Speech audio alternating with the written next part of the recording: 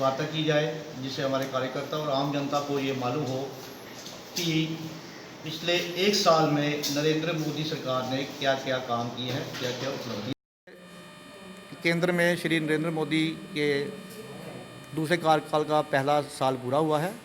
तो भारतीय जनता पार्टी का ये कहना है कि ये जो साल है, ये 365 दिन है, ये हिंदुस्तान के इतिहास में स्वर्णिम अक्षरों में लिखे जाएंगे, क्योंकि इन दिनों में कुछ ऐसे फैसले किए गए जो कि कितने सालों से, वर्षों से लंबित थे, लेकिन नरेंद्र मोदी जी ने उन सब की अहमियत को समझते हुए स्टैंड लिया कि हमने इनका फैसला करना है, और एक एक करके सबका फैसला किया गया।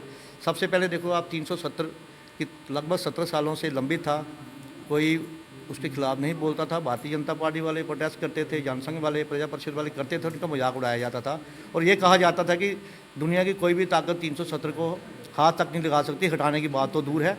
नरेंद्र मोदी जी ने साहस किया, साहस करके दिखाया, वो 370 को हटा दिया। और 370 हटाने के बाद मुझे लगता है कि जम्मू, लद्दाख, कश्मीर के लोगों में एक खुशी की लहर है। अगर तकलीफ़ कुछ लोगों को हुई है तो वो वही लोग थे जिन्होंने 370 के नाम पर सिर्फ राजनीति के लिए लोगों के सेंटीमेंट्स को बुलाया और वोट बैंक की पॉलिटिक्स की।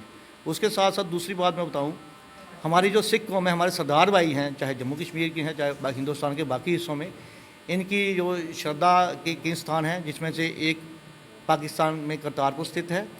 करतारपुर वो जगह है, यहाँ इनके जो आखिरी गुरु थे, पहले गुरु थे, गुरु नानक देव जी, उन्होंने लगभग 10-12 साल अपने जीवन के वहाँ काटे और उनकी फिर मृत्यु वहीं हो गई थी। और 1956 से लगातार इस समाज की तरफ से ये मांग उठाई जा रही थी कि करतारपुर जाने के लिए व्यवस्था की जाए, ताकि ये लोग वहाँ जा सकें, उस धार्मिक स्थल में जाके अपना माथा टेक सकें। लेकिन लगातार जितनी भी सरकारें रहीं, किसी ने ध्यान नहीं दिया।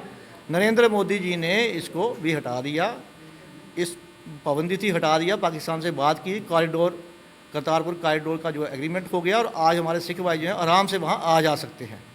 इसी के साथ साथ मैं बताऊँ आपको, हमारा जो मुस्लिम समाज है, वहाँ की जो हमारी बहनें हैं, महिलाएँ हैं, उनको कई 100 सालों से तलाक, ट्रिपल तलाक की वजह से परेशानियाँ होती थी, जीवन में एक बार चेंज आ जाती थी, परेशानियाँ बढ़ जाती थी। कोई भी मर्द जो है अपनी बीवी को चलते चलते टेलीफोन पे खड़े होके 3 बार तलाक बोल दिया तो रिश्ता ख़त्म हो गया। तो मुझे लगता है कि तलाक होने की बाद की स्थिति में महिलाओं को बड़ी परेशानियों का सामना करना पड़ता था। तो मोदी जी ने उनकी पीड़ा को भी समझा और ट्रिपल तलाक पे बैन लगा दिया। आज उन्हें एक सम्मानपूर्ण लाइफ जीने का अधिकार मिला है।